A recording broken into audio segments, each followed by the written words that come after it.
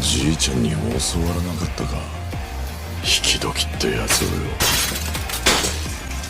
じいちゃんに謝罪しろ。そうしたら楽に殺してやる。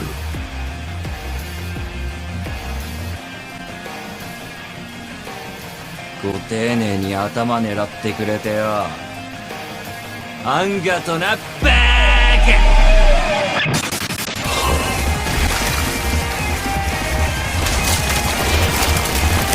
じじいに教わらなかったか。獣が狩人の言葉信じるなってな。